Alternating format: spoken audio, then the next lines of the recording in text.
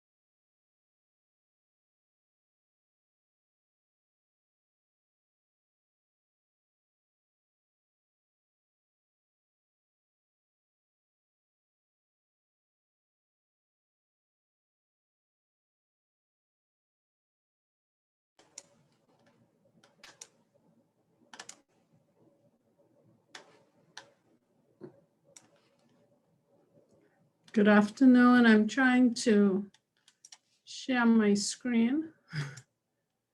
Okay. Oh, okay. I got it.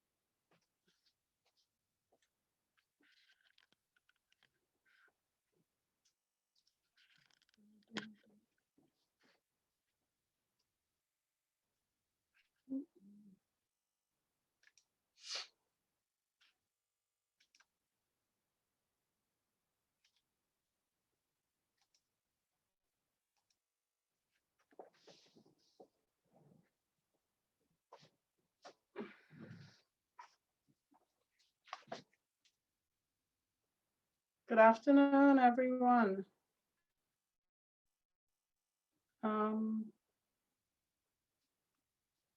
should I wait for some more people to come? 1, 2, 3, 4, 5, 6. There are 6 people in the room, just to get an idea, because I haven't done the other modules. On average, how many persons are in the group?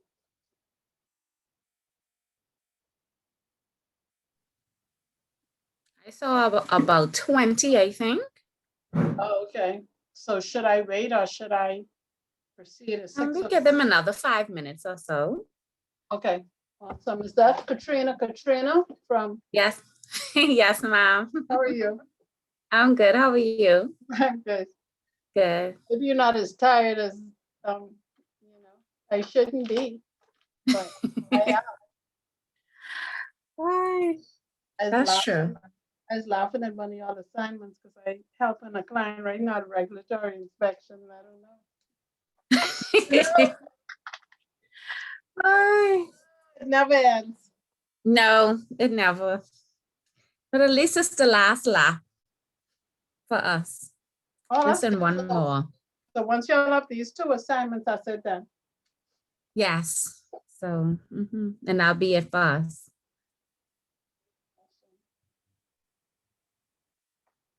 I give everyone 5 minutes, so we'll start at probably 6:10, and then we'll go from there. Okay.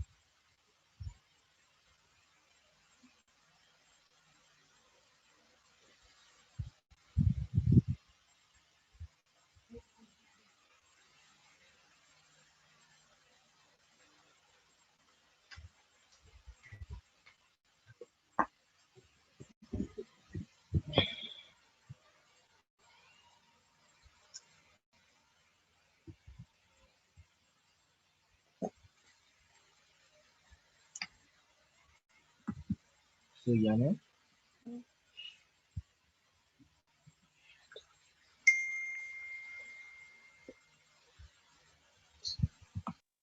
Okay, I think we could go for it now. So good afternoon, everyone, or good evening.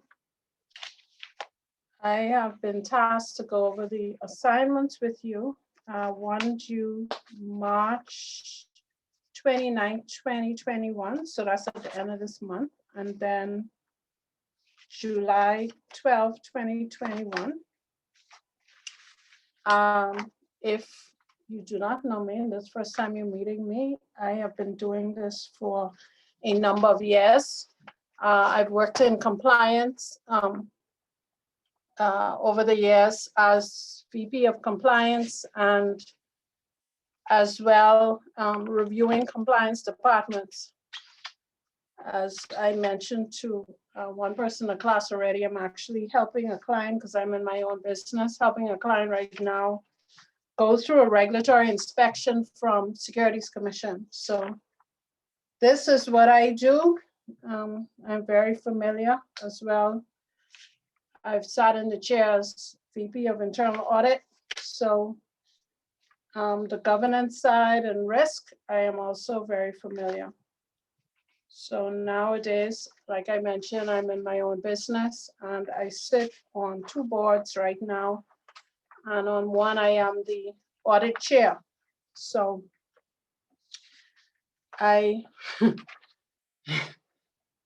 this is not going away. Just let me put it that way. This is not going away. So the first question I have for the class, and I'd like to hear from you because I like to get a feel for where everyone is at. Has everyone began at least the first paper assignment 2?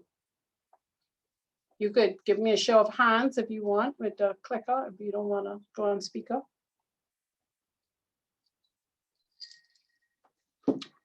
No one? Whoa. You're going to school full time. Wow. Okay. So I guess if you haven't started 2, then you wouldn't have done 3 yet. So let me ask this question. Could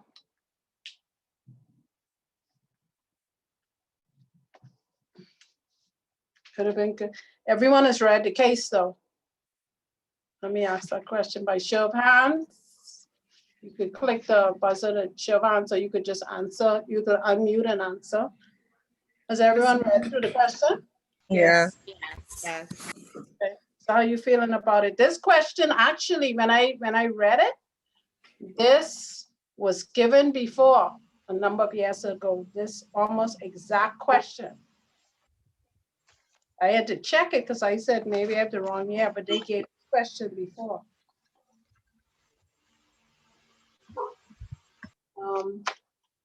Share my screen.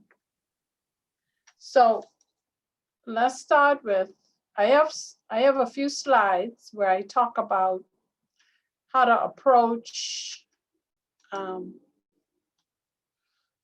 these assignments. You would have already done one, I assume. So, and you are to the tail end of this course, so this should not be new, but maybe it'd be helpful if you did well to get an even better grade. So let's go there.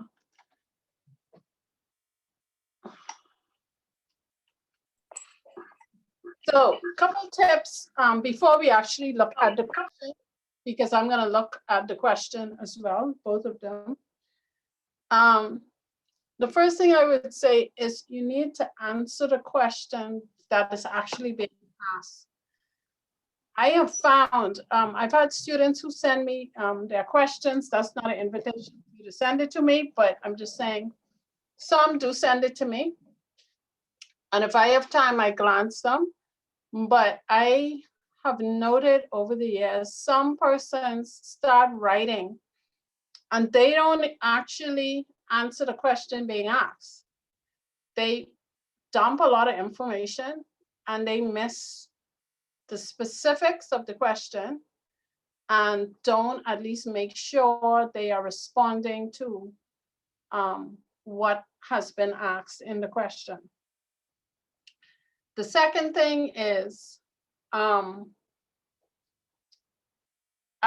like to suggest to students to break the question down into small pieces, because what that allows you to do is, instead of sitting down one day on a weekend and saying, I'm going to write this whole paper, I'm going to do everything that's required in one day, you could take it in pieces and say, today I'm going to work on the introduction.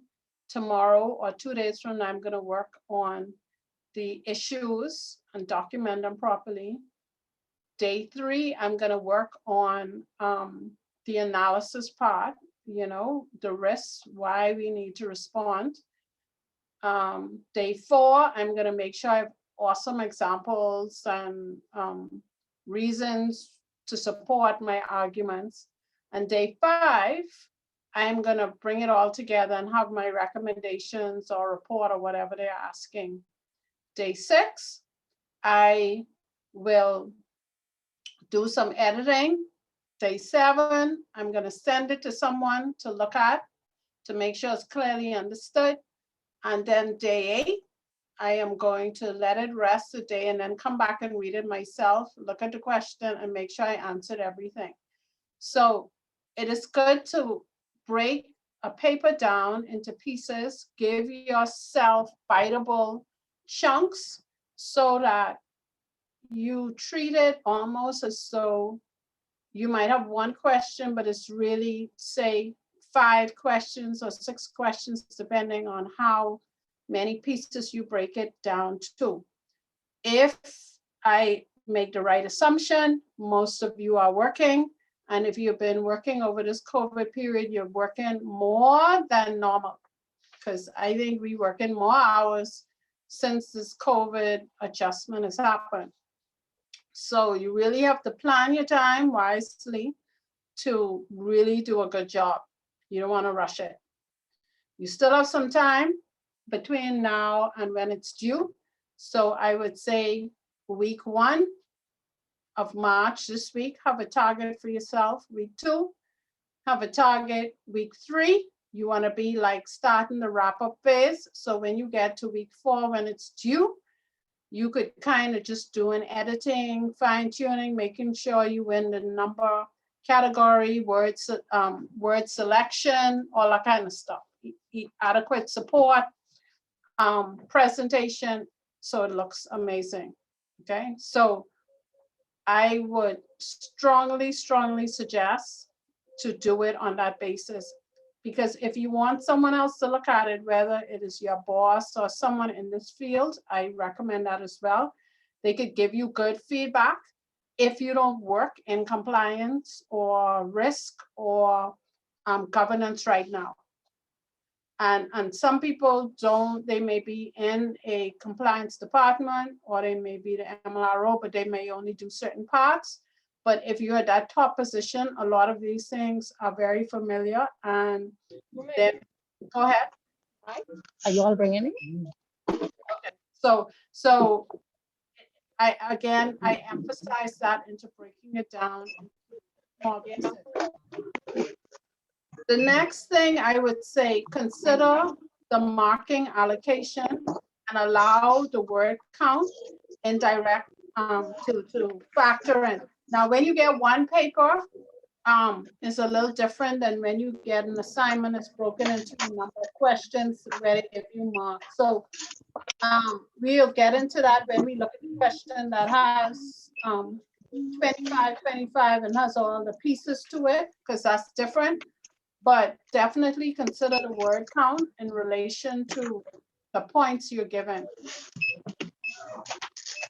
The point here where keep referring back to the question. So I put this here because sometimes people, when they're writing, they go on a tangent and they forget about the question. And you have to keep making sure, am I answering this piece? Am I answering the next part? So make sure you always have the question front and center. I think someone needs to mute. Feedback.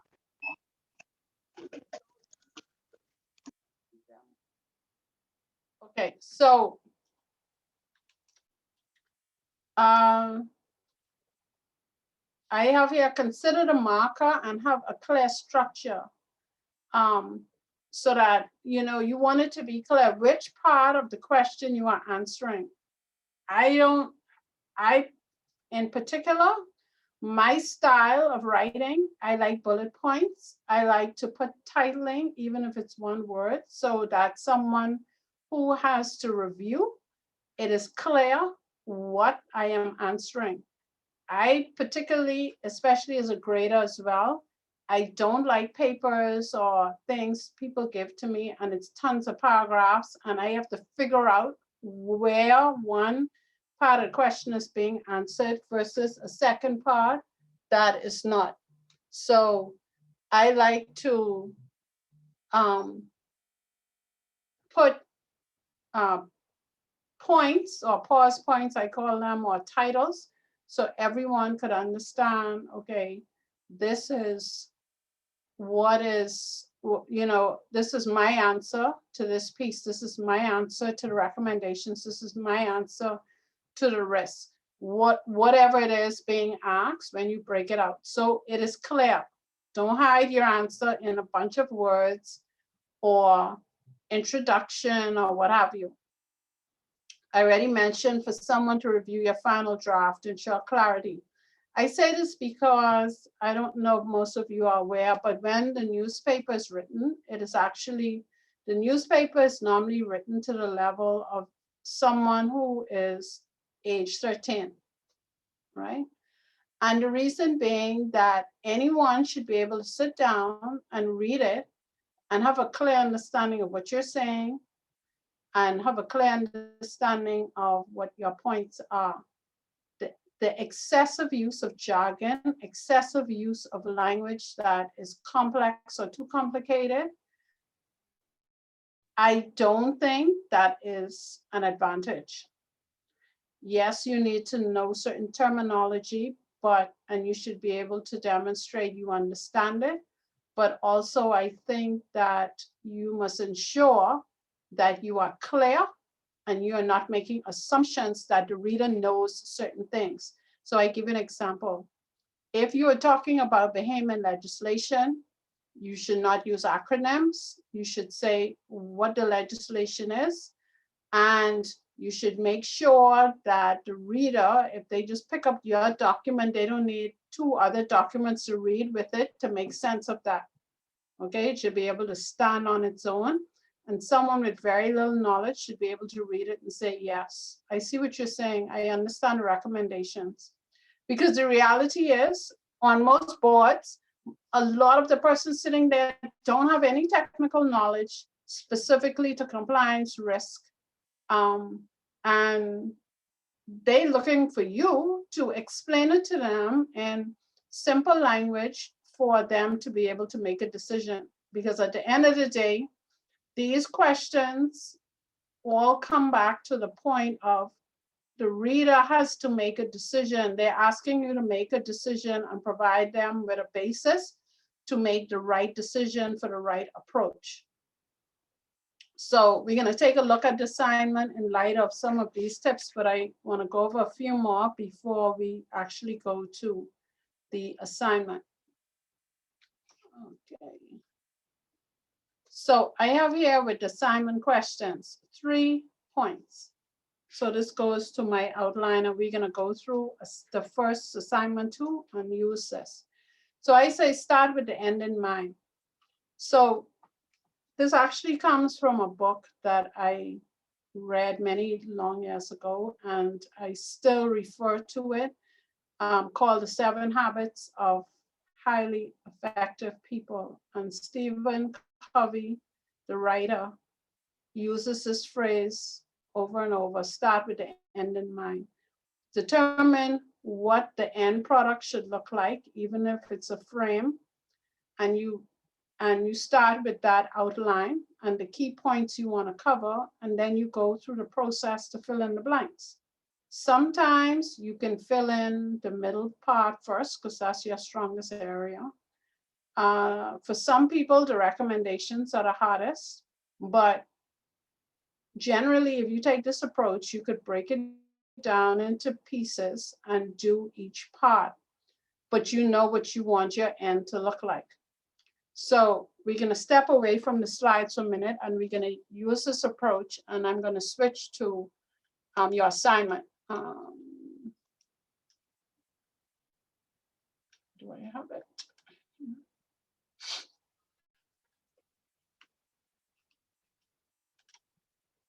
Can everyone see the screen, the assignment? Yes. Okay, great.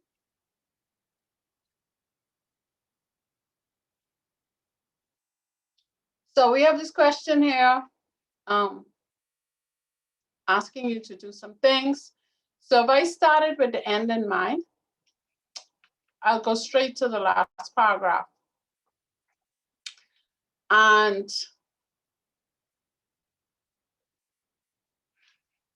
I will say the last paragraph has taken into account all that has been said in the above scenarios, so all those paragraphs above. Prepare a report for distribution at the meeting to act as a basis for discussions. This report should include a brief summary of your findings, explain why these findings represent a risk for IB. This is the international business. If they continue, the report should predominantly focus on recommendations for action. It should have a plan of action. And also, you should ensure that the risk arising from weaknesses in the data protection confidentiality are addressed both in the immediate and long term. Okay, so that's a lot of stuff right there. So I'm starting with that. I'm not reading anything first. I'm just looking at this is what they want me to do. So go ahead. Someone asking me a question or no? So I'm going to take that. I'm going to put it in a Word document so we could play with it.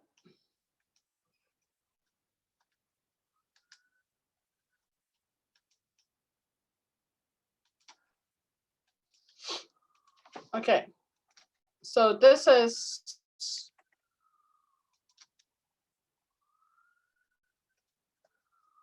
the end. Okay, so this is what we need at the end. So number one, we have to prepare a report for distribution at a meeting.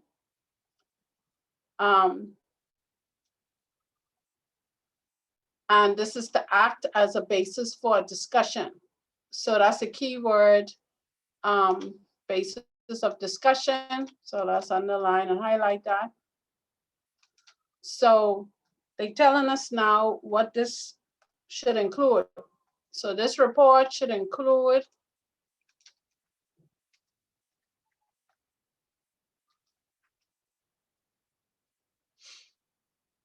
A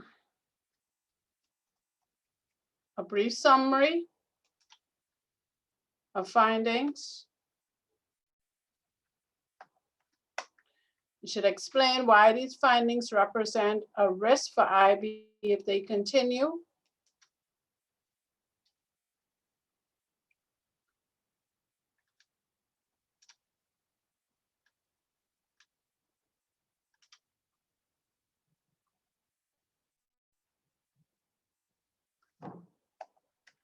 This report should focus on recommendations for action.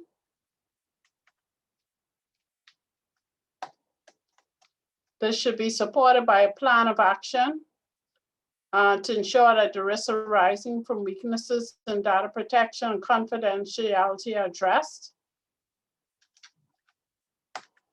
And it should deal with it, so that's the short term.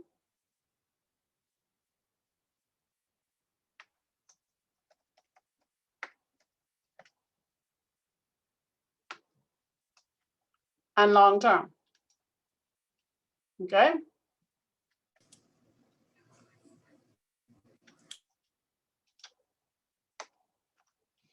Does everyone see that? Yes, ma'am. Yeah, Is that the approach you guys use? yeah, similar. Okay. Notice I didn't read it yet, right? Did not read the report yet. I just started with the end in mind. So I want to know, okay, what I need to do. So the second step, which I said, start with and outline the key points to cover. So this is outlining what I need to cover in this paper. If this part is going to get, if they say that this should be the predominant focus, then I need to give the recommendations most of my time. So if I have a word count, what I would do is say for my word count,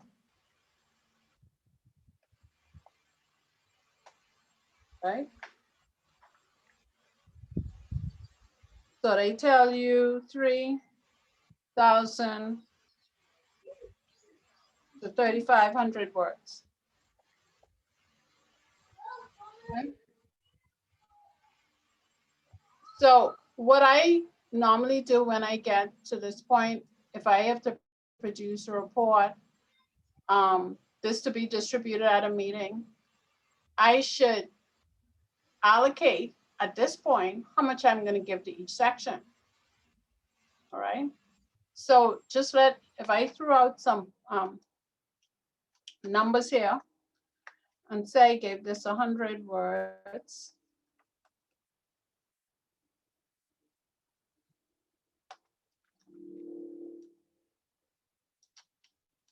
That's about a paragraph. Probably need more than that. I summarize my findings.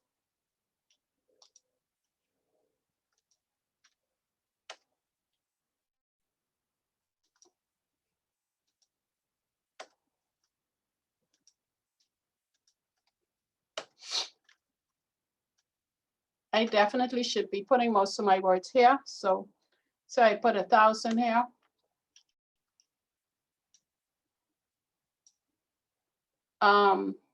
Immediate and short term. So this action plan is also going to be important. So say I put 500 there. Explain why they represent a risk. This might be 500 here. So that's 5, that's 2,000. I put maybe 500 here. And I just put 100 because I'm going to make a distinction between what is long-term and short-term and why, what that means. So I just put 100 words for distinction, but the bulk of it is going to be here. So I have 1,000, 2,000, 2,500, 2,600. So I got 400 more to go. So I could add some more to here. So this might be 500, so I make this maybe 750.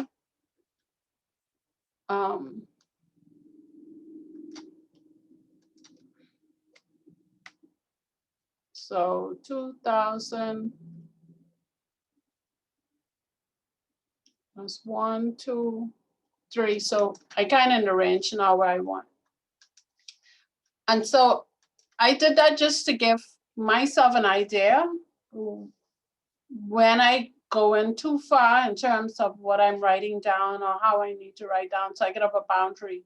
So this could be 5 papers, short ones. If I wanted to make this a short answer question, I could ask you to, based on the case, summarize the findings. I could ask you to explain why these represent a risk for the international business if they continue.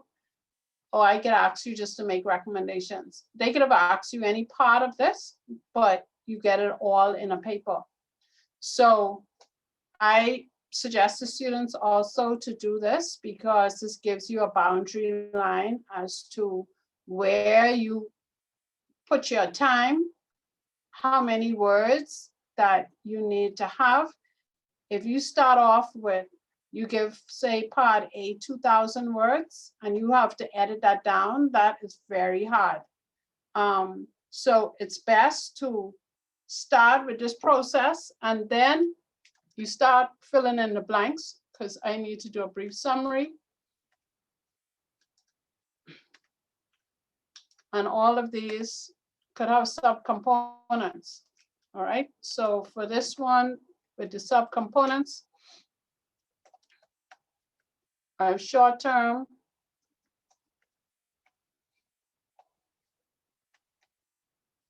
and I have long term.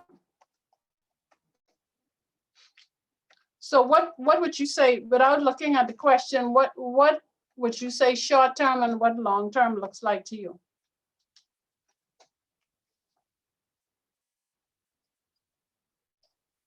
Short times, it will be for me like the summary of my findings, because that's what I have right now. Short time will be for me the explanation about what they represent a risk for the bank.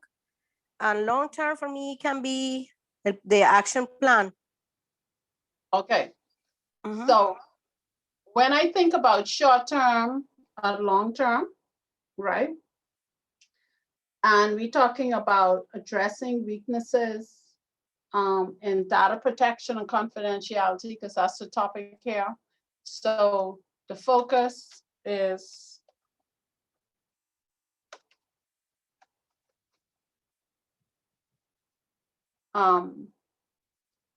data protection and confidentiality.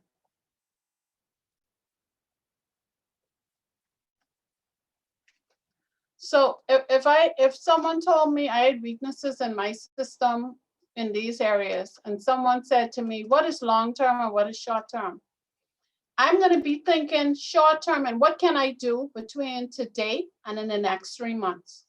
What can I recommend to you to deal with some of these weaknesses that you could do day one? Okay. What can the company do today, in a week, in 3 months, and get quick wins?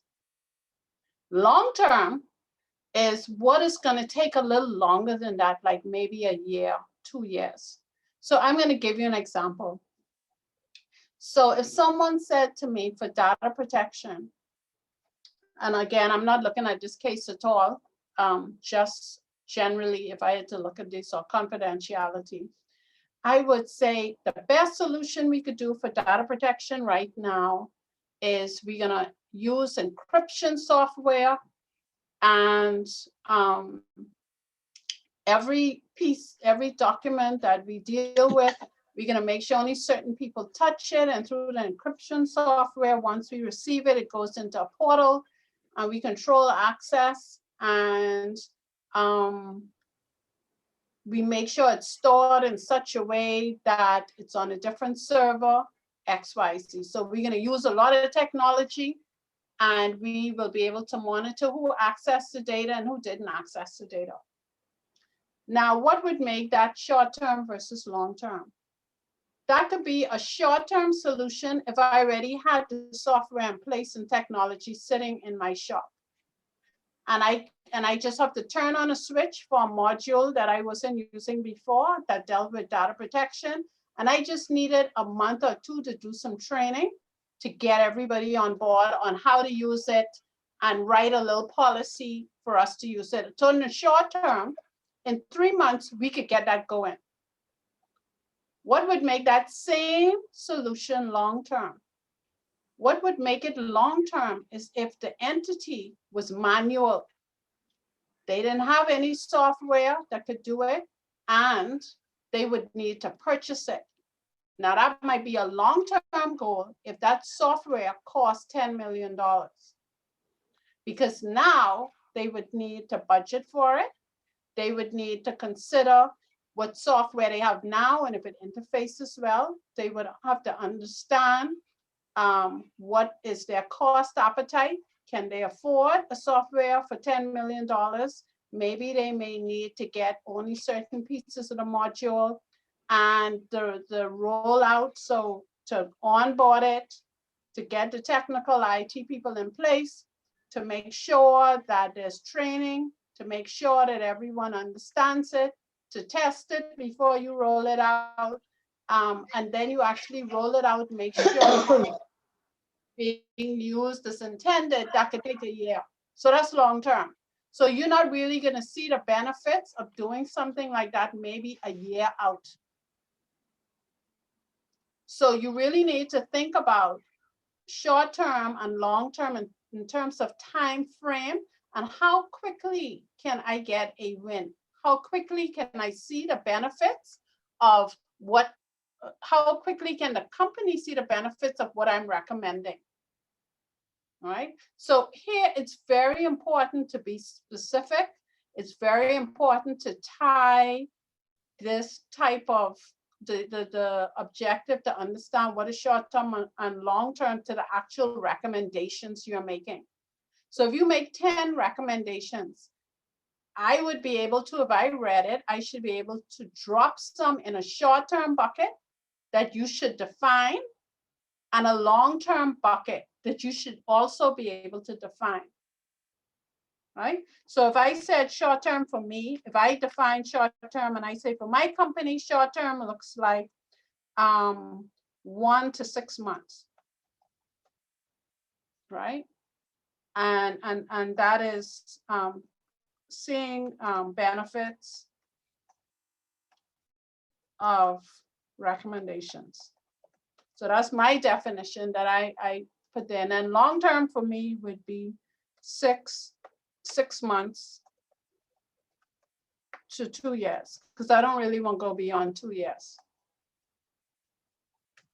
Because again, a solution might be we need to hire certain staff to oversee, to do certain things. To hire that staff and bring them on board may take 6 months to a year, because that skill set is not readily available in the market, and we may have to do some headhunting and do some other things to identify the right person. Everyone see that? Yes. Yes, no, maybe so. Yes. Yes. So that is something definitely I would say keep in mind your definition and make sure you make it clear what is short term and what is long term, right? So that the reader knows this is what we could do 1 to 6 months, or whatever time frame you may say in 60 days. That might be short term for you. Okay, in the next 60 days, this is what we can do. So a plan of action, because I'm going a little backwards here. So they asked for a plan of action to ensure the risk arising in data protection and confidentiality address.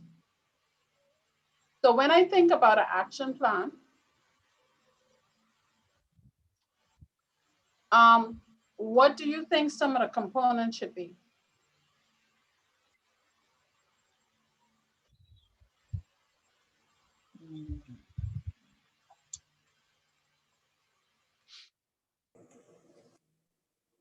Develop a strategy. Okay, so what that should look like?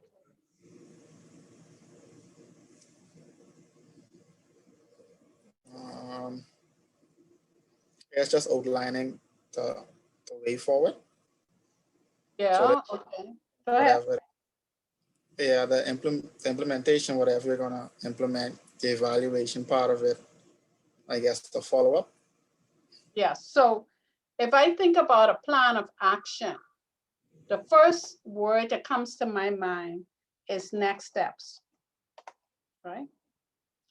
And I say it in that way because I should be able to see step 1,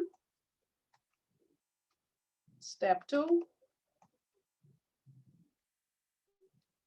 step 3, whatever the steps. So step 1 may be, if we had, like I said, if we decided for data protection, we have to install software because it's too manual, that's a risk. Then step 1 may be to research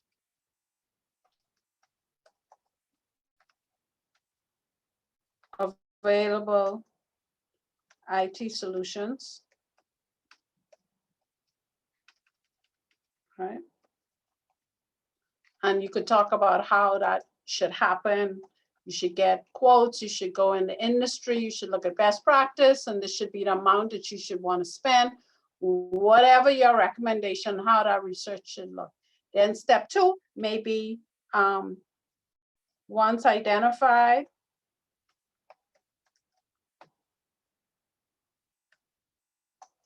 right? Purchase, implement. And they may have things to go about that you need to do once you purchase it and how you implement it. That could be a whole paper by itself. Then the last thing may be monitor success and ensure risks are being addressed. So this is a simple action plan that I've created here. And I have my steps.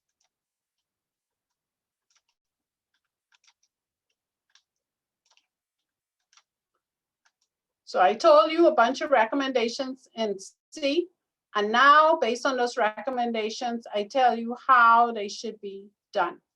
And the short term and long term would also be integrated into this part because some of the steps can be done in the short term and some of the steps may be in the long term. So I might have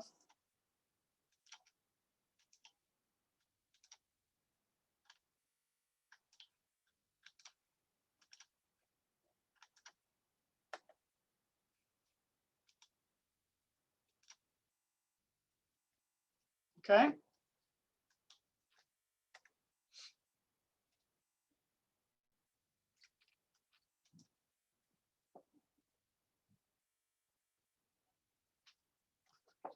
So as I indicated, when you have a plan of action, you actually want to see what are your actions? What are you actually going to do? This is the doing part. What are you suggesting they do? You told me all the problems. You told me this is how you get rid of these problems or how you address them. This is what we think you should do. So now tell me how to do it. Would training now come into play? Because you have Yes. identified the risks and now you're, because of the facts in the scenario, we know that they're having, I don't want to call them mishaps, but there's, we know that we need to bring back training immediately to get the employees up to date of what is expected to prevent the company itself from losing monies and from being sued. Exactly. So let's take your example of training. say we identified, we summarized a brief summary of the findings. So say our finding was training is, okay, let's take exactly what you said, noted, frequent, near misses, okay, and mishaps experienced, okay? Right. So that's the finding, right? We just have that as the finding. Why these findings represent a risk. So why would they represent a risk if they Because- continue? Because it could cost the company legal suits, regulatory, also penalties and sanctions. What else they could cost? They could also cause them to lose market share. And their license. Unable to operate.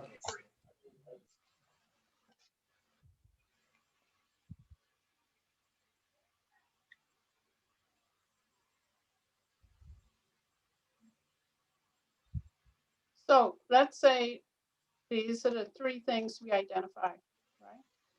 Financial loss, regulatory fines, and license revocation and reputational damage. So we say, you do this, you could experience these things. Okay? So these are the three things that we say that could happen if you don't get it right. Or these are the risks. Okay. And now, okay, you have three things there. So let's take one. So we take the one for regulatory fines, okay?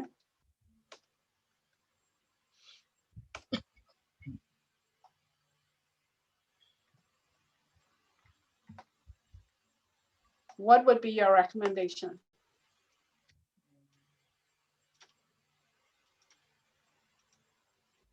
To avoid it. Just give me one. We're not doing the paper now. I'm supposed to do the paper. To avoid the regulatory fine. Yeah, what would you do? Basically, I would train my employees. Very good. Let's stop right there. Train employees. Okay? And son, So I hope you don't take this off because I can't write and talk. you making me laugh now. You sound so like somebody student. Woo. Okay, so we train employees, right? So that's our recommendation. Let's just leave it right there. We're not doing no paper. Okay. All right. So I walking it through to show you how you walk it through. You start again. We know what we found. We found in the company, they give you a whole bunch of facts. You have to summarize them and notice the word brief. Right. Okay. Don't spend no bunch of time telling them what they already know. Right. So you want to summarize them, and I would even strongly recommend you could put that in bullet form, right? There was a review, this happened, there were review, interviews, ... and this is a summary of the major findings. Bang. Right? Right. Waste time there. So once you do that, so we know the frequent near misses, we explain why these findings represent a risk. If they continue, so if they continue, three things could happen: financial loss, regulatory fines, or license revoked, reputational damage. So we focus on regulatory fines. So we need a recommendation so we don't get fined. That's the whole point. I don't want to get fined. So what do I need to do? So I got a great recommendation: train employees. So Now, and you go into why that's the solution, because you have, if I made a recommendation, my recommendation might look like this. I'd recommend to train employees. This is something recommended by the regulator. It's included in central bank guidelines. It's included that the training should focus on A, B, C, and D, right? So we just choose training. So plan of action. So I know I need to train these people. What will my next steps look like? The type of training to suit data protection and confidentiality. So you're And going, basically- so hold on. So you say, so let's step back and say, I know I have to train. Do I need a training plan? Yes, Okay. So I don't just go and start training, right? yes. Okay. So I have a training plan. So that's step number one. Okay, let me put it here. So this is step one. And then what step two will be? Who would be the, I don't know if it come under training, but who would be the trainers, or what type of course or areas you're going to be focusing on in that training plan, and the length of time it will take to actually train the employees. Okay, so you have areas of focus because there's Uh-huh. specific things you want to train them, right? Uh-huh. Do you know when you want the training to happen? Immediately. That's a big word, immediately, within a week, within a month, within Yeah. a year, or do you want it over a period of time where you deal with front line first, second line next, third line third? All of that is a consideration because you can't take everyone out the office the same time, eh? Okay. So Or you can, if you choose to do online training and they do it when they feel like it. See, all of this is something you have to think about. no, I think I will deal with the front line Okay, persons first. okay, so we have frontline. So we have to, step two is determine or identify areas of focus, staff to be trained first. And anything else in step two? So let's just put cost. I'm a money person, so I like to know how much these things can cost. So step three, what step three look like? We actually do the training now. We conduct it. Staff to train course. In two, we would not do the length, or you may have said it, I guess you just didn't indicate it. Wouldn't that say the specific length of time inside there, in the step two? Well, you could put that there. We could put timing. Okay, All right, let's put timing. So then now, step three, do we do the training? yes. I So said, I'm okay. hesitant. I need help, people. Okay, so we conduct the training. And then what happens after we conduct it? Everyone got trained up. So what happens next?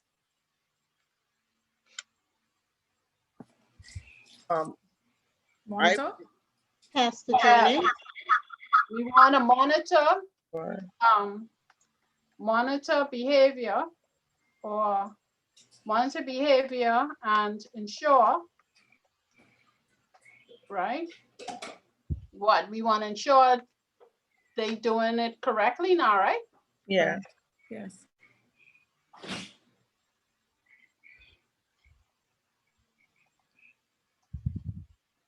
Because sometimes people sitting in training and go to sleep and eat the food, right? I know that don't happen any place y'all work, but sometimes it does, and people go and do the same thing, which you don't want them to do, right? So let's go back here and let's apply short-term and long-term. So which of these might be short-term? The training plan. Training plan. Okay, so I can put But I- short-term, and you wanted like what, in the next 60 days, we can come up with a training plan? Yes. 2, so what you doing here, long-term, short-term? For me, Miss Hunt, I would do training plan, short and long term. I mean, if it makes sense. Ongoing. In terms of, because I want to address the issues and risks that they're facing now. However, I don't want, after we did this training within, say, completed within 3 months or 6 months, then we wait for something to be reactive again. So I want my training to be ongoing. Okay, so good point. So this might be something that fall into short-term Mhm. and long-term. So you have short-term training, what that looks like, and long-term, what the training looks like. Okay? Yes? Yes. Yes, yes. Okay, so that's a very good point you made, because and I heard someone else say it should be ongoing. So that's something that you could consider from both angles. So area of focus, staff to be trained, cost, timing. So that's long-term or short-term? Let me say that. For now, short term. Okay, short-term. And then we actually do the training. So when does that happen? Short-term or long-term? Short Short term. term. Okay, so notice that it's easier to go through and identify, right? Mhm. And all, see, these are the bones, and you put meat around it and make it sound professional and like you are on a board or something, and you are saying this because if I was doing this and I had it for a meeting, I may say, hey, this is, give me 1 second, I just gotta step away. Oh, sorry.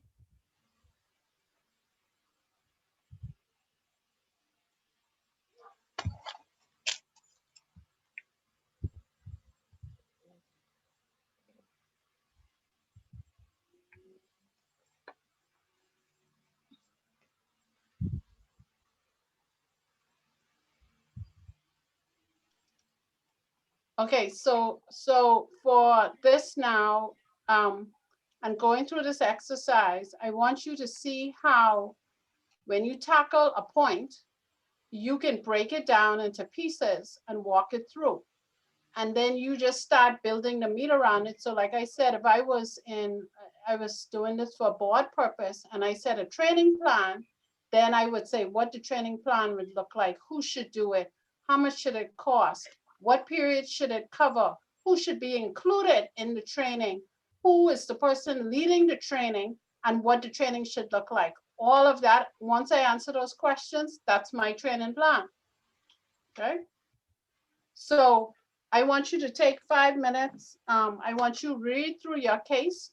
I just have to step away for 5 minutes and we will come back and we're going to look at this case. But I want you to look at it and read it through, applying the same principles we just spoke of. I'm going to go back to the case. So you have it up on the screen. Close. Right? So all we did is look at that last paragraph. And now when we come back, it is to go through and where to drop it in the buckets. So just give me 5 minutes, I'll be right back.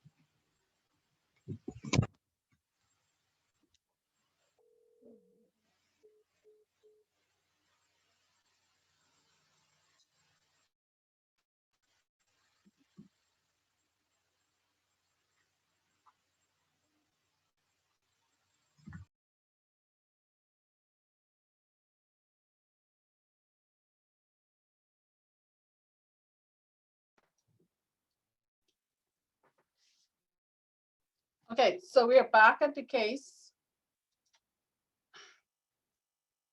So so the first part of what we summarized was we need to prepare a brief summary of your findings.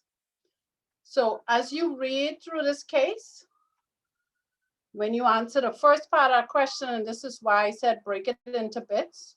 So if you spend one day and you say, today, I'm going to work on my paper, and this is the part I'm going to focus on. I'm going to go through and identify all the issues so I could summarize what did I find when I walked into this company.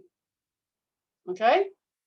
So let's get rid of the introduction piece where we identify who we are. So when we identify who we are, let me put on a highlighter.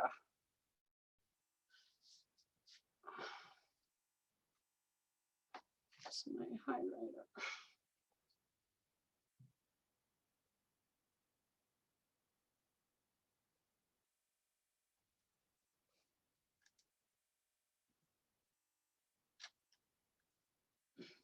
One comment.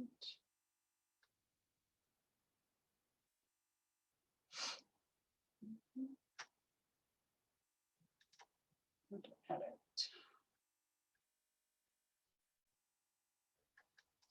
Okay, I'll leave it here. I don't want to do many things.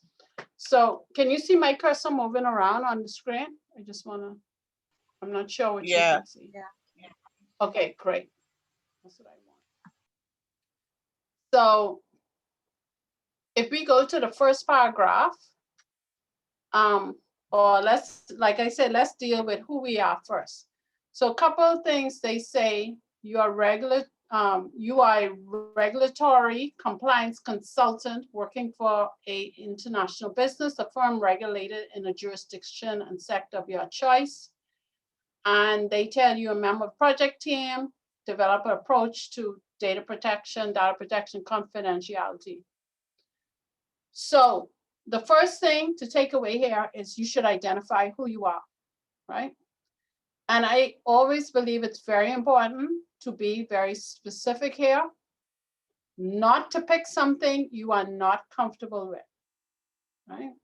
So if you are a compliance consultant, the jurisdiction, I always tell people, you need to talk about the Bahamas. If you talk about another jurisdiction, it could be difficult if you are not comfortable.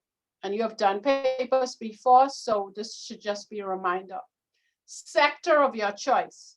Don't talk about commercial banking if you don't work in commercial banking.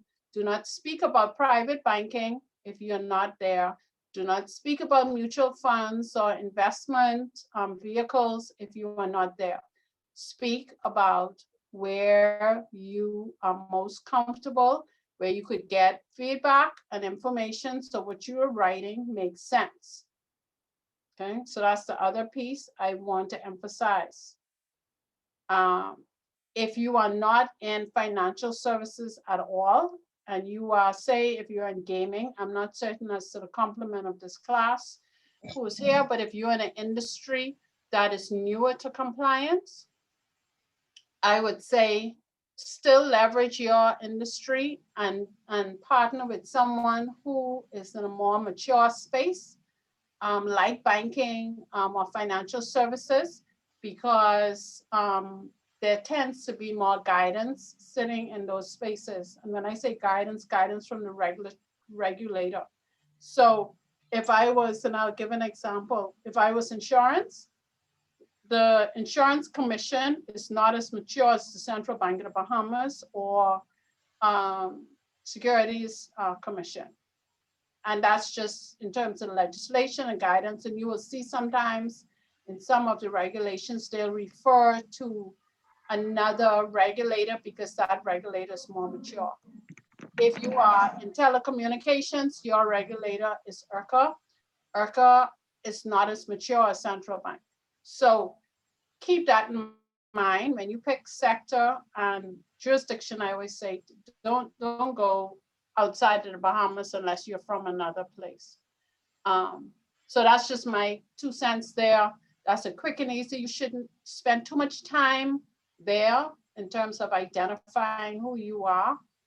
And I think sometimes it's also good to mention for the entity, the size, if they don't talk about it in the case, it's a good idea to also narrow it sometimes to your size. There's 100 persons or 20 people or whatever it is. It makes a difference. You know, they don't say it, but you have the opportunity to narrow it and say, we have one location and there are 100 people, right? Sometimes the cases give it to you and tell you it's multi-location. This is one branch of an international, but here, I would say, think about that as well. Not to make it too complicated, but just so that you could be very focused in your recommendations. All right, so now we on the search. Our first task is to summarize what did we find. So in second paragraph, tell me something that was found. I walked into this, it's like I walk into a room and I found that the chair was sitting over there. And that shouldn't be sitting in that corner, that should be behind the desk. So what did I find? And we're just gonna use one paragraph, I'm not going through the whole case. So what did we find? Information for one client was entered incorrectly. Okay. So, okay, so we have, they said it was stored, they incorrectly stored. So I don't know, I'm not certain what that means. Right here, so it had been incorrectly, so that it been incorrectly stored. I don't know. What else did they find?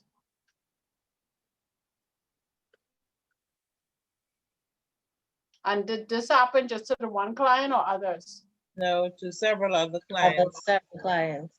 So we got several others. Anything else happen here?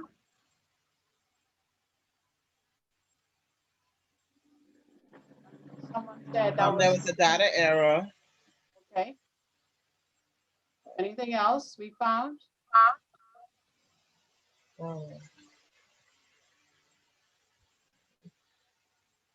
There was some breaching the incident logs. They gave a time frame, which was the 2 days. The area involves staff from different departments as well. Okay, you ready? Jump there. So how come you jump there? What about this little tidbit here?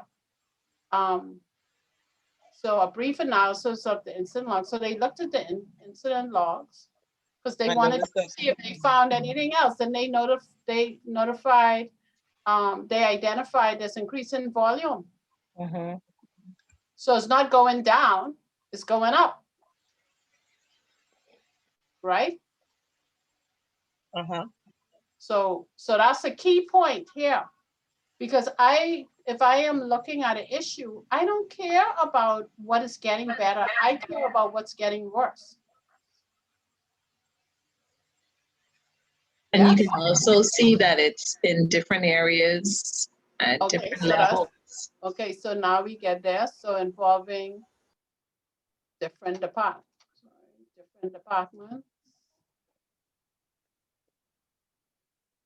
And levels.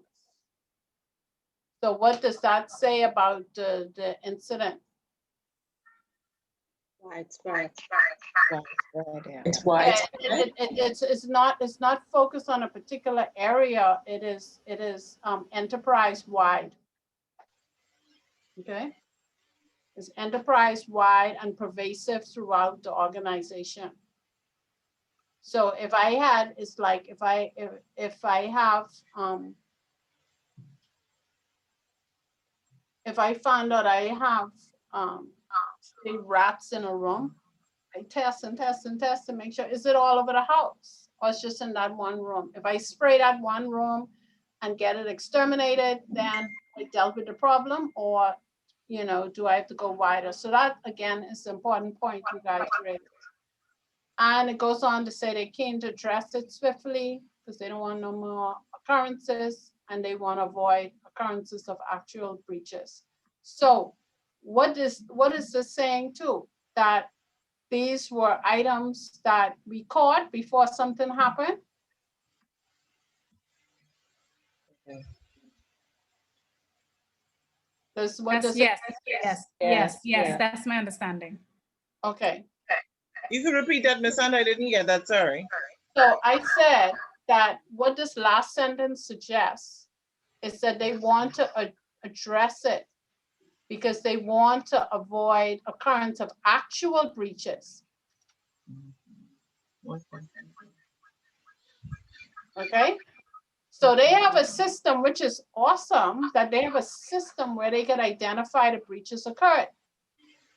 But what they're trying to do, it sounds like, is that they want it to not just be something they're detecting and they fix, but they don't want it to happen at all. Because if they didn't catch it, then what will happen? You will have an actual breach. Yeah? Yeah.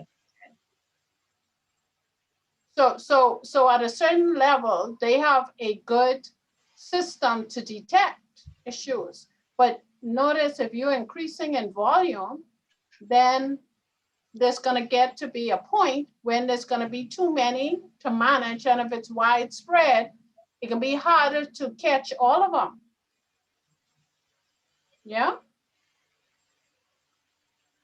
So this is an important point that they haven't, it suggests that they haven't had an actual breach, right?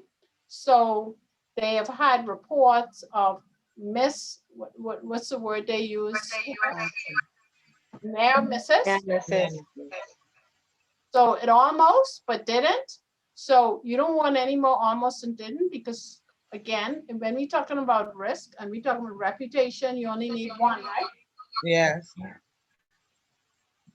So we got a bunch of findings. So notice how we collected that data, right? So if you just sit down and you go on and you're preparing this paper and you say, how do I summarize my findings? So what you want to do is pull out all the things of what happened. What happened here? What did we find? We went into this place. What did we find? And you want to summarize these points. And if I were to summarize them, let me go back to my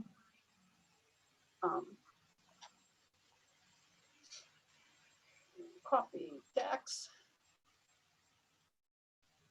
So let me use another sheet. And I go to my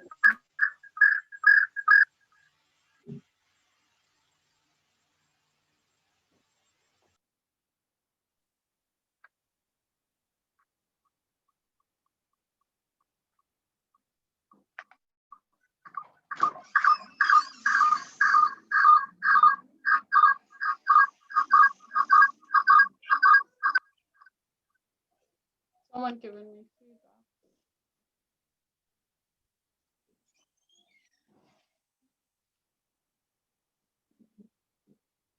So I'm on my brief summary of findings. And let me.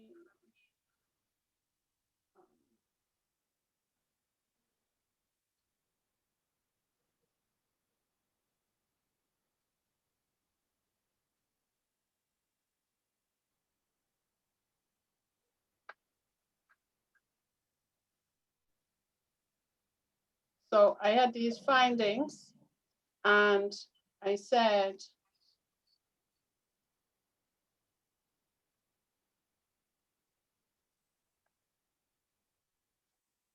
I had a monitoring review and identified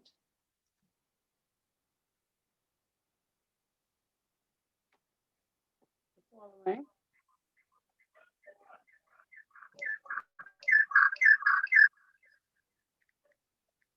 And I like bullet forms, so excuse me. I'm one of those people, I guess, as being an accountant. That's what I like. So that's what I do. I'm not wordy. So monitor review, identify, because the summary of my findings, and I'm just using this paragraph as an example.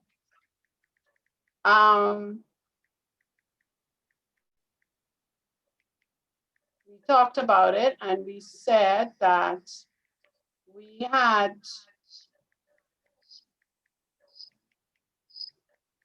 incorrectly stored information belonging to one client incorrectly stored. And we said this is owing to a data input error.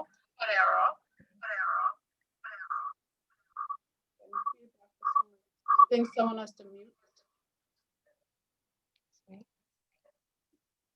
then I found that increasing volume of near misses in recent months. We said that involves staff from different departments and levels. And we also said that they want to avoid actual breaches. Okay. So suggest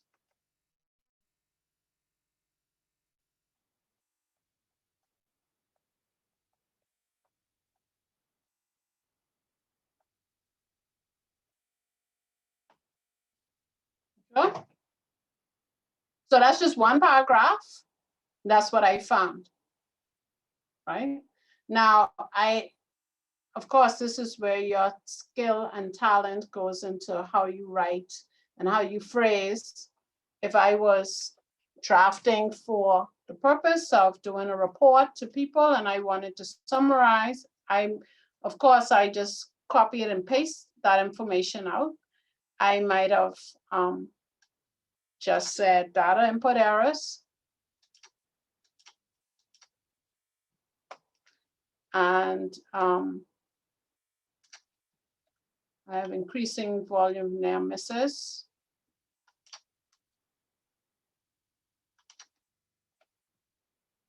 And I would say staff, different departments and levels involved. And I would say here, to date, no actual breaches have occurred. Okay. So you see that?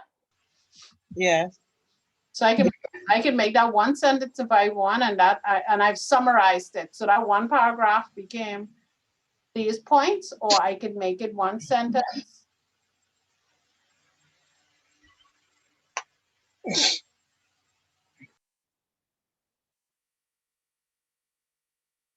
Okay, and that becomes okay.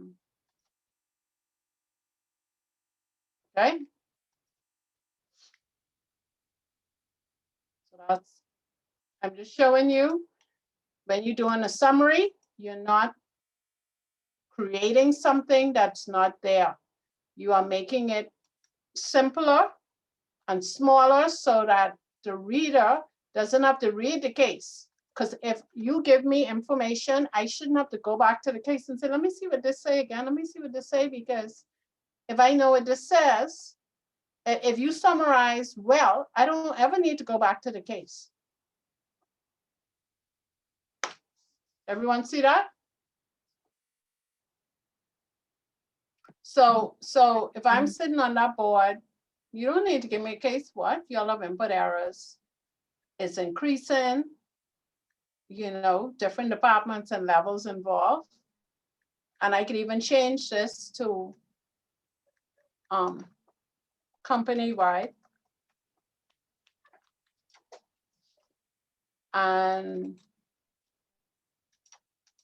to date, no actual breaches have occurred,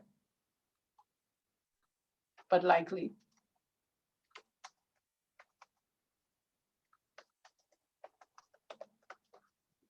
To change. Okay.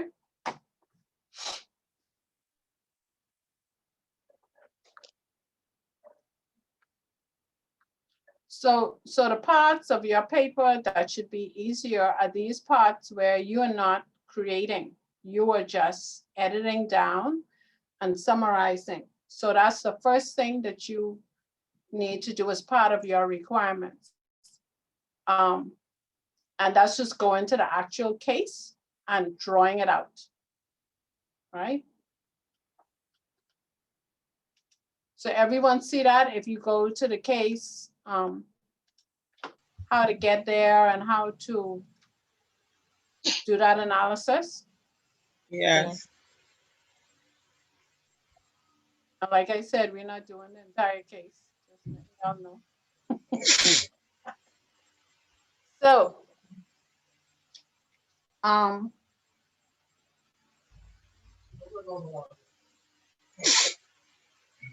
so they talk about the project team has provided the stuff and they go into all these things. So you should go through the process I indicated and do that same summary, right?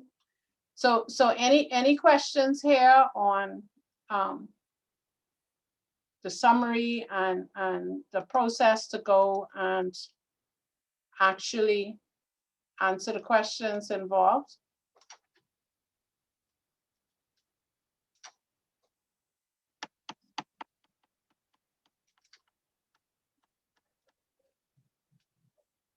Everyone quiet. This sound like there's a bunch of A's in this room.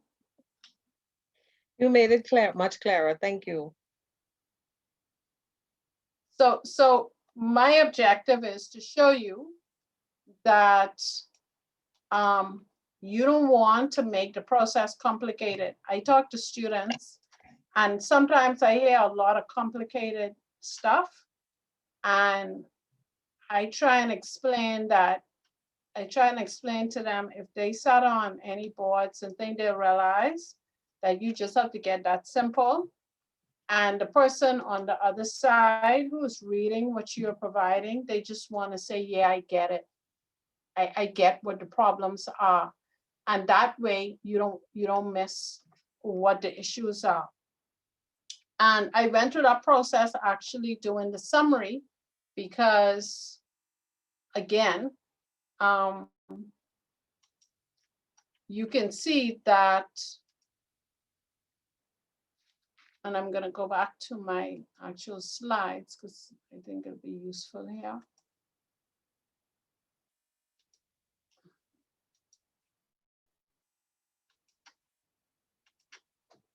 So this is what we just finished going through this process. Start with the end. We looked at the last paragraph. We had the question, and then we did the outline, the key points, and then we went through the process to fill in the blanks. So summary, the findings. And then once you summarize the findings, it's much easier to put them into buckets and to say, all of these things have to do with data protection. What part of data protection are they not complying with? And then once you have it in the little buckets, then you could say, what do we need to do differently? Sometimes when you get papers and you read it through, like someone mentioned, you could come up and say they definitely need training. But the question is, what type of training? What should the training look like? Sometimes you look at these and you already know at the end, I have to have a recommendation to do with technology. I have to have a recommendation to do with policy and procedures. So in my toolkit, whenever I look at a problem, I know that I ask the questions first before I look at it. Did they have policy? Did they have oversight? Did they have training like one person said? So the core components of a good company, you have ongoing training, you have people in the right position at the right levels, and you have enough staff. Also, you have policies and procedures that are current and up to date. And I think in this case, they talked about going from record keeping that was manual to automated because it's paperless. What happens when you do that? So I'm going to give you a live example. If I'm in a company and I had paper and someone walked into my organization, how would I secure paper records? What are some of the things I would do to secure a hard paper file?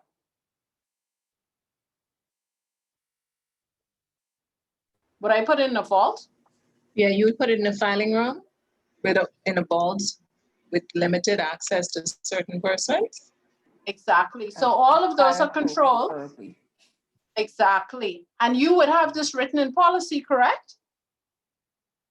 You'd have it written in policy and you will say, if you retrieve it, you have to sign the log, and whoever signed the log have to sign that they returned it and who they returned it to and what time they returned it. And maybe the file has to be reviewed to make sure the contents are the same, right? So that's a manual filing cabinet filing process.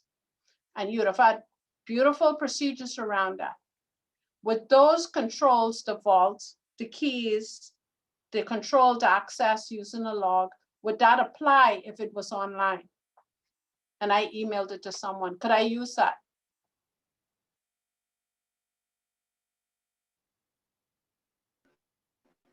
You have to have controls online too with access to the. No, I didn't ask you that.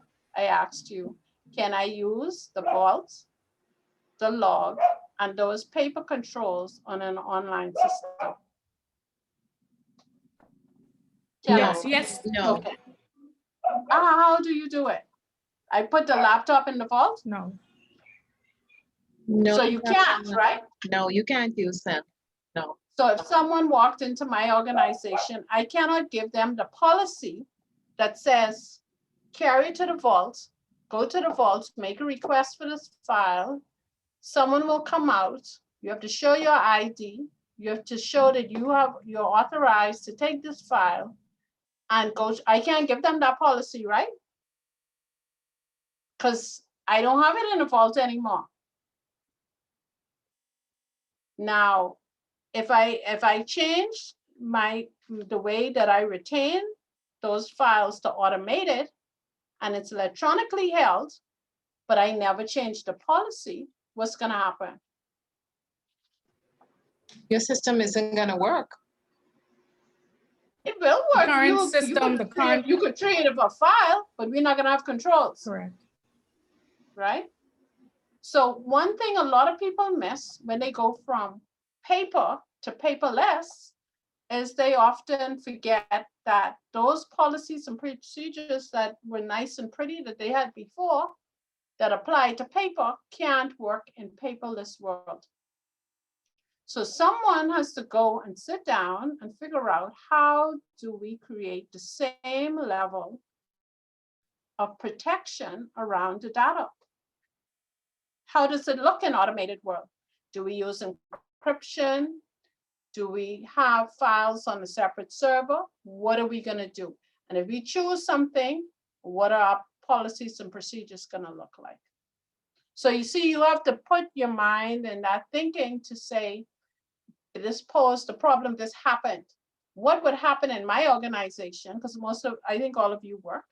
Think about it, when they change from, especially if you're mature and you are well structured, you can't just change something overnight. They tell you, okay, we're doing this new thing. You got to read this policy. Some companies have changed management because they're so big. They have someone test it. They go through all this process to make sure it works before they roll it out to you. Okay. And they may have a little test group, and that test group, they make sure that no one could breach the system. And when you get into cyber world and cyber threats, you even have people there to test it to make sure no one could break in. You have 2-level verification, which most of you have, like if you have ATM cards or you go online, you may have 2-step verification. So all those things are available. All those things are tools. So when you talk about recommendations, I found this was the issue. I found out that they went from one system to the next. What do I expect? So I say to students to start with an expectation. This happened, right? What should I expect to see? in a good company. I have my perfect company. What should I expect to see? If I don't see it, okay, that's my recommendation because they need to put it there. Everyone see that?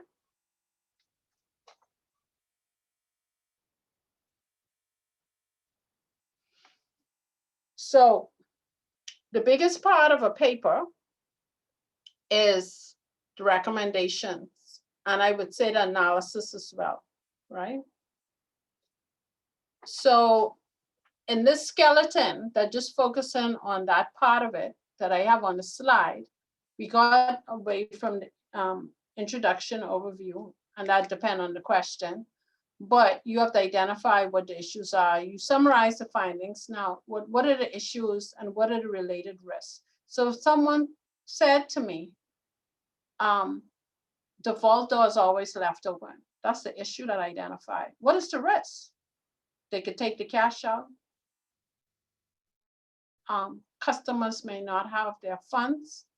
The assets are not safeguarded, right? We may be susceptible or vulnerable to theft, to burglary. They're all the risks that could happen, right? And then what are the regulatory and best practice considerations? Well, best practice and the regulator will say you should have policies and procedures in place to protect customer assets, okay? And there may be a regulation you can quote or you can go to. Best practice, you would do research online and say, hey, what does internationally, if we don't have guidance here in the Bahamas, other people are saying this is what they do. They're well run, they're well regulated in Cayman, in the UK, in the United States. This is what they do. Maybe we should do that as well because they have good results. This is what was found. And so that is part of your analysis, right? This is what we should be doing. And then your recommendations should suggest what needs to be done and also show or give examples of the cost or why we don't want to get it wrong, right? I think you should fix the door if the door is always left open for the vault. And this is why you don't want to get it wrong, because that other bank down the road who didn't do it, this is what happened to them, right? And this is why I'm recommending it. So it's important to make sure this part of your paper is very robust. This is where you should spend the most of your time. The summary piece and the intro piece, you should take the time out to sit down and summarize and do it. And do it, the test for that part of the paper on summarizing the findings, if you give it to someone to read, are they gonna miss any points because you didn't summarize well?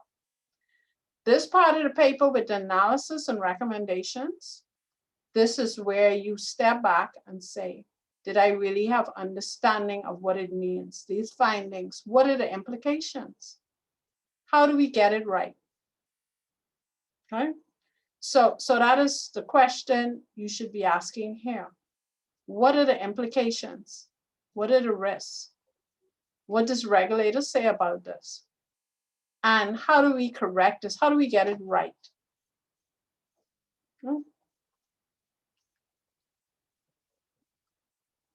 And your recommendations should be able to do these couple things, or a number of things. It should make sure the weaknesses identified are actually addressed. I've seen people identify 20, 30 things. And then when they talk about the recommendations, none of them I could link to recommendation. So if you tell me that I keep falling down because my laces are not tied, then my recommendation should be, before you start walking, tie your laces. And that's directly linked to the fact that I'm falling and I'm hurting myself. So it doesn't make sense you tell me that you keep falling down because your laces aren't tied, and then you tell me in a recommendation you should buy another pair of shoes. That has nothing to do with why you're falling, right? So make sure if you identify something, you say exactly how you intend to address it. If it needs to be addressed, okay? There's some things that maybe there's no response for, but you should speak to it to make sure you close, what I call close it up.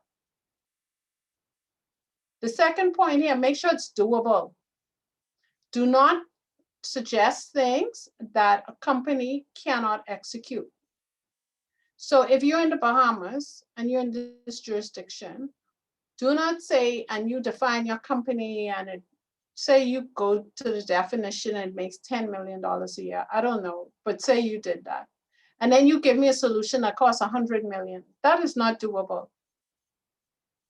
Right? You want to make sure it makes sense for what you have identified. So it should be something that you can action. And then you should consider these things in recommendations too. What the regulator requires, because it should be compliant, your solution. So it'd be something that in line with regulations, and you can say that you recommend this would be compliant with applicable regulations. It should fit the purpose.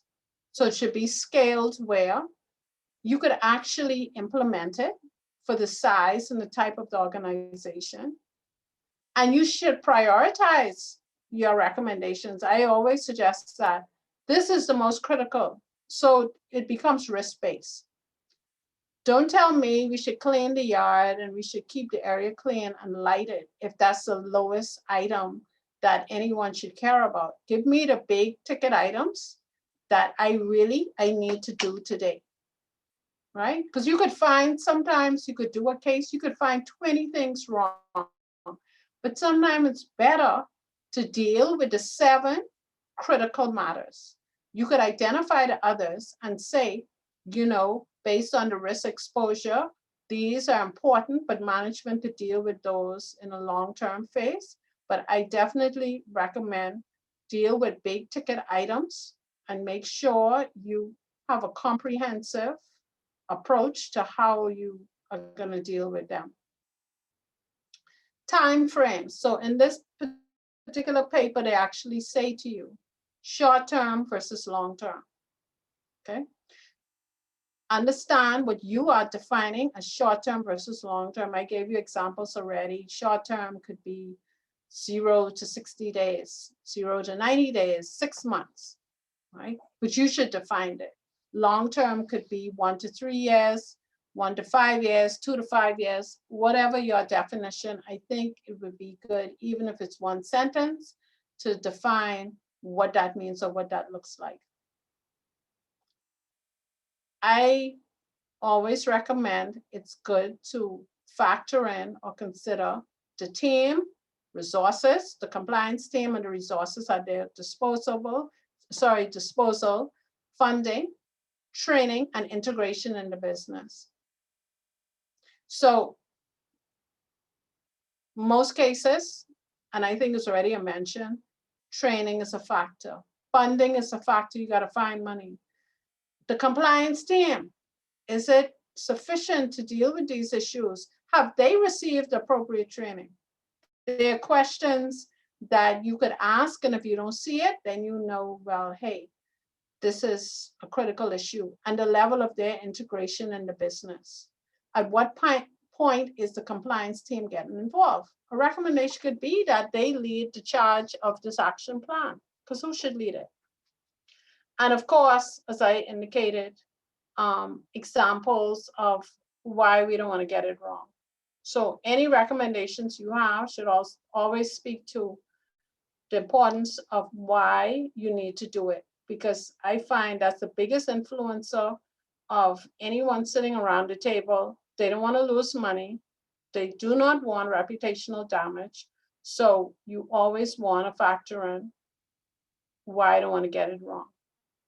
And these points are useful. So if you wrote your whole paper and you have a week before you submit it, because I know none of you wait till the last minute the night before, then you use these points. You can use these points as a checklist. Did I address all the weaknesses? Are they doable? Give them to someone else and let them rate it, rate your paper and say, can they even find this in your paper or address it? So these are the things that you could evaluate or self-review your own paper or give it to someone else to look at and then make a determination. All right. I don't know if there are any questions so far there. I'm going to take a look at the second paper because that has a little different dynamic to it. Let me switch to that.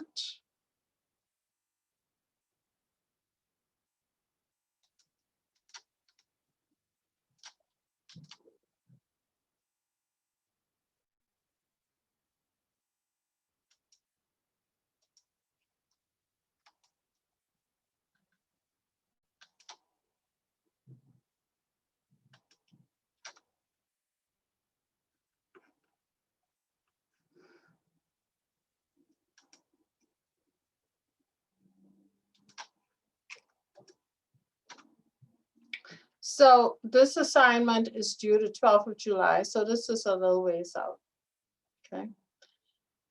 And again, you have the same word count and have to make those decisions. So for each of these questions, you have points assigned, so you know how much time to give to it. As well, you know how much you need to write. So of course, you shouldn't write 3,000 words for one. I probably don't have to tell you that, but you should have equal treatment for each one of these because I think all are worth 25 points that come to the 100.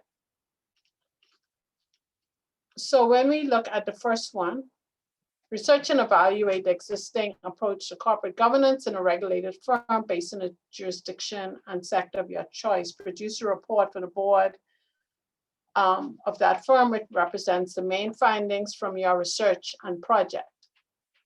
Right. So we start with the end in mind. What is it that you need to do here?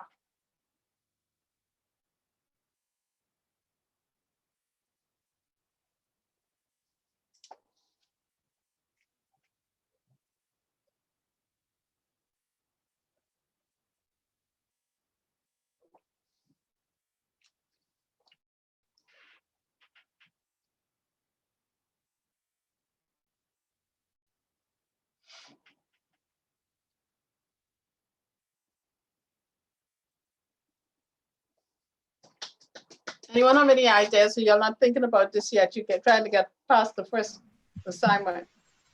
Honestly, I'm not there. Oh, I figured. Listen. You know, real talk. Sometimes you have to get past assignment number 2 before you get to assignment number 3, right? Yes, ma'am. Okay. So,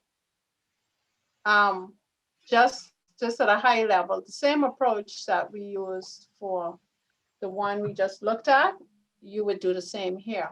Now, the thing that is different here, you don't have a case in front of you that you are using.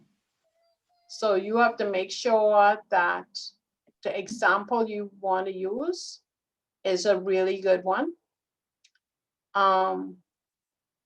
Because you need to have something that really gives you what I call good soil to cultivate. So I'll give you an example. If I was to do this, I may say, oh, let me research and evaluate existing corporate governance in a regulated firm based in jurisdiction, sector of your choice. I may go online and look at someone's annual report and say, let me see what they say about corporate governance, because most publicly traded entities, even in the Bahamas, have to report on their corporate governance structure. And I could look at that and read that and then walk away and maybe answer this question.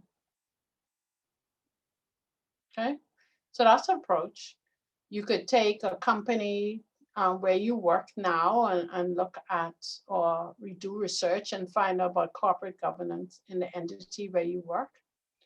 if it's documented in policy, and that way you get to learn about where you work, or in an industry that you hope to go into. So I know sometimes persons do this compliance course and they hope to move or get into this area for the first time. So that might be something to research and evaluate for somewhere where you would like to work. So that's something that makes it practical, purposeful for you, an approach to find the material to look at this in that way. So that's a comment I'll make on question 1. This one talks about effective compliance training programs. They are asking you to produce a short article for ICA Journal in Compliance that describes and discusses the main elements that should be included in an effective training program within a regulated firm. And they talk about using examples, benefits, etc. So again, here, you're writing an article that people, that's intended for persons to read in the compliance field, to be helpful, to also emphasize and support good governance, risk and compliance structure and approaches. So when you approach something like this, you need to know, okay, what are the core principles and values that should always be embedded? And then step back from it and say, what are some good practices you've seen? And give your spin on it from your experiences, what has been effective to make this really come alive and workable. Because again, you have a class, if your class is 20 people or 30 people, everyone writing this same thing, and what makes your article stand out. And I find that when the person embeds themselves in it, you know, it makes it more interesting.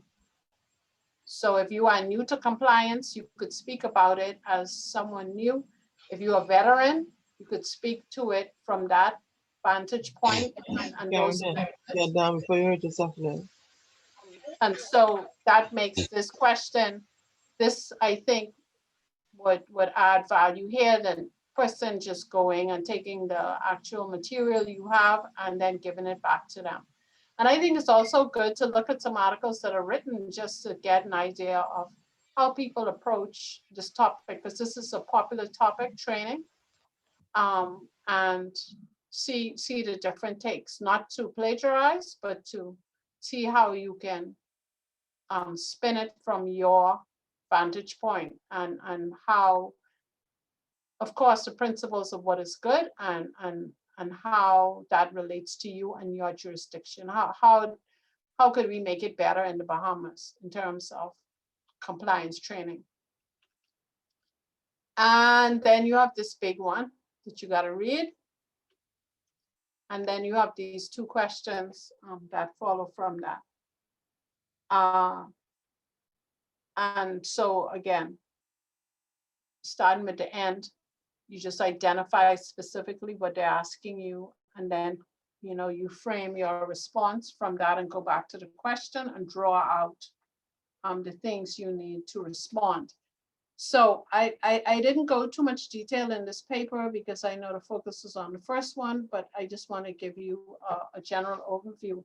I don't know if we're going to have another meeting where we get to walk it through, but I'll ask now if persons have any questions of me, concerns, because of course in doing this, the ICA program developers, they never want us to tell you how to do it, but give you support around the approach and good techniques and things you need to consider. So I don't know if any of you have any questions regarding any of the papers or how you need to approach it.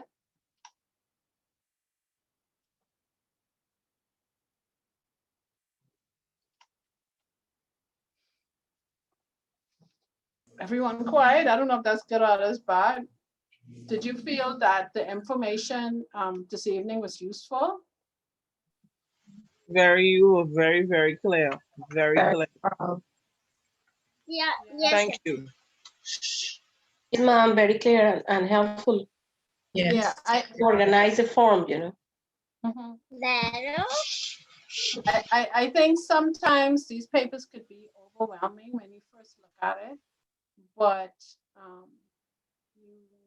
for me, it is to break it down, make it very practical and common sense, so that you realize this is what you're doing every day, and as much as possible, if you can embed what you do every day, it's going to make it easier for you.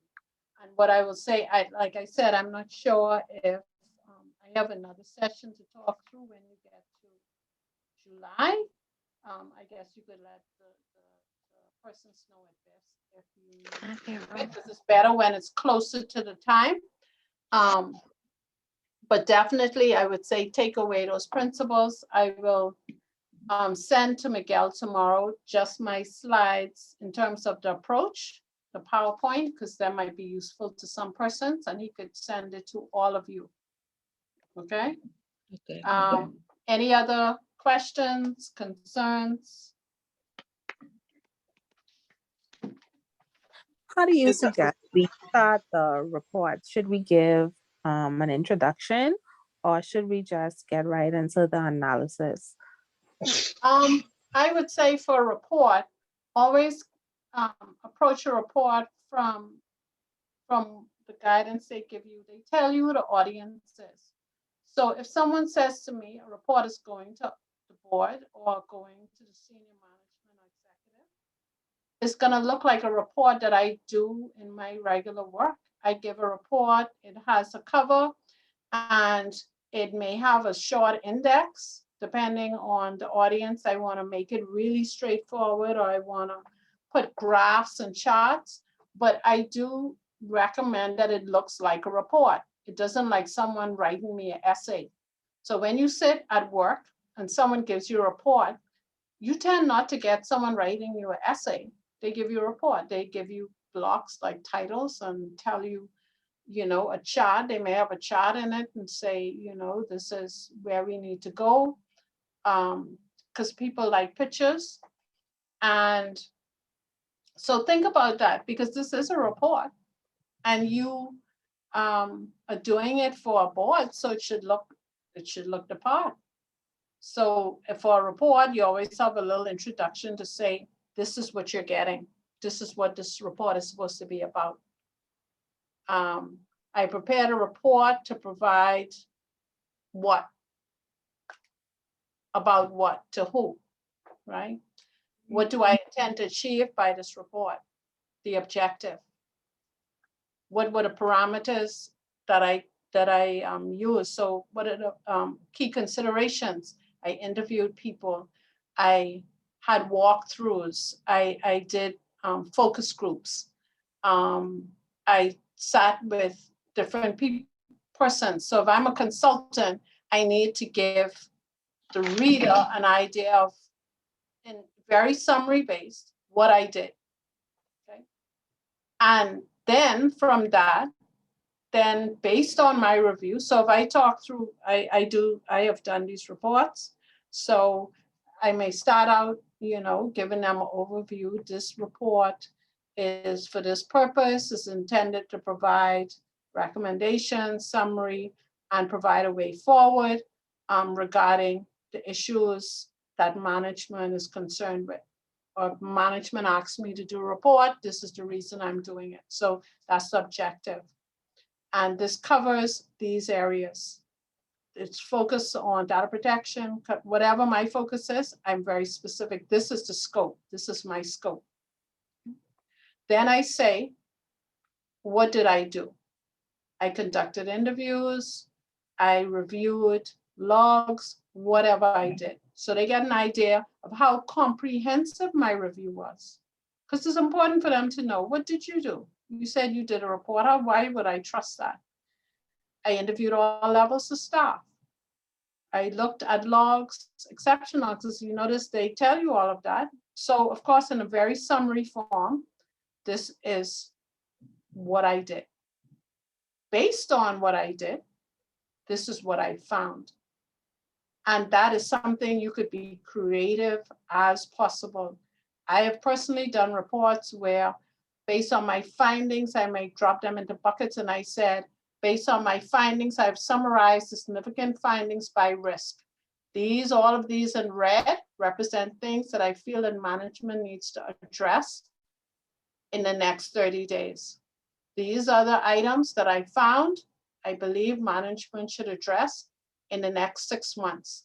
And the latter part can be addressed within the next year. So I give you the findings, I summarize them, but I put them into buckets. Okay. I could put findings into buckets by area. I could say, these are the findings I found in compliance area. These are the I found with the client facing staff. These are the findings I found. So I could have a chart that summarizes all these findings, a table, and then I could separate it by some common theme. And that way it could be creative, as well as it's interesting to the reader because, wow, I didn't see this theme that this area has the most issues versus another area. Or it might be, I have like 10 things that are in red, and then 5 in amber, only 2 that I have in this green area that I don't have to deal with right away. Some people summarize findings as to say, these are the things not working, and in one column, all the things that are working. So it gives the management a good feel like, this is what you're getting right, and this is what you're getting wrong, and that'll be the titles. All of that, each approach I just described is a different way to show findings. That is interesting, and that if someone read it, they're gonna remember it. I don't remember paragraphs. Someone write me 10, but I just want to throw it on the ground because I can't read it. But you give it to me in a table and you color code it, or you tell me it with keywords, this is what this is what that is. I could always refer to it and say, yeah, number 1, we need to talk about that first, right? So that's summarizing the findings in a report, how it should look, how you can communicate it. So I just described maybe 3-4 ways you could communicate findings. Now, issues, right? I analyze the data and I talk about the risks. So again, that could be something that when you talk about risks, some risks are red, some amber, and some green. Okay. That's something that you do in your course now. You risk rate, you classify risks based on impact. So that's another way to present risk or analysis. You say, these are the issues, 1 column, these are the related risks, 2nd column, and the 3rd column is the potential impact of these risks. Okay, what could management suffer if we don't do it right? And that would be my title for the 3rd. So that's a possibility, right? So I am presenting analysis in that form. We get to recommendations. I've seen all kinds of things for recommendations and action planning. Some persons, one presentation I saw, not in the context of your course, I'm talking now in real life, in a management report, where someone did an actual roadmap and they had the little signs on the map, step 1, 2, 3, 4, phase 1, 2, 3, and 4. So it was very, I still remember it. And so, you know, each stop had a sign saying, you know, first turn, 2nd turn. So we had a visual of where we're going, and in the body, they had it broken down into sections by step 1, and it had all the components, what we need to do. And it was by components, people, what was it? People, the cost, as well as I think the time, but they had the key elements for each phase, right? So very interesting. And it gave the information, but didn't give it, I'm writing a bunch of paragraphs. Okay, so I don't know if that's helpful, but That's real life reports, and that's how we write reports in real life. When you give it to someone, you don't give someone paragraphs. So if you got a question that said write a report and this is who you're writing it to, I encourage students be creative. Because nowhere they say you can't have a chart or graph, you can't use a table, you can't do point form, you can't have colors. It's all available to you. You know, and so do what is done in real life. The content, of course, is always important. You don't want to miss the content because that is critical. But you know, I don't see anything wrong with presenting in a way that is compelling, that is using, you know, graphics in terms of tables or cue points, or transition elements. You know, titling, all that matters. So to the person who asked, I don't know if that was helpful. Yes, it was. It was. Okay. Thank-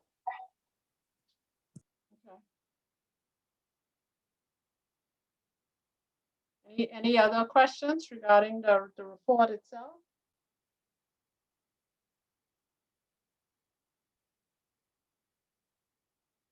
So think about if you're in a position right now where you do reports, if you have reports that you have done, leverage it. You know, if there's someone in your organization who is the report writer who produces reports, I know some organizations has a marketing team that put it together. Some are not so sophisticated. You have 1 or 2 people and that's their skill set. Let them look at it. You can start with the paragraphs and have a lot of data and then ask them, you know, how do I make this interesting? How do I communicate this to a group of people that they get what I'm saying? I'm not losing the content, but make it compelling and interesting. Look like someone wanted to ask me a question. Did I miss that?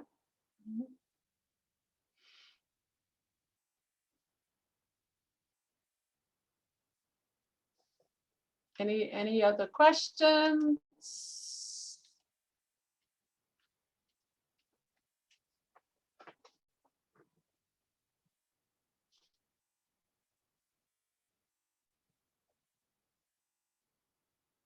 Concerns?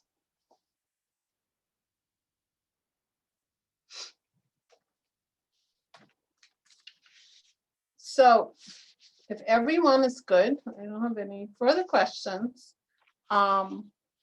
We will end it there because they were the tasks I was asked to do. Go over the questions. I will send to Miguel this evening the my short set of slides, so you could have them if they're useful. And you know, I guess if persons need a follow-up, that could always be arranged with Biffs, and we could talk about any other things relating to the assignment if that is needed. So if there are no further questions, I think that's it for me. So you let me know.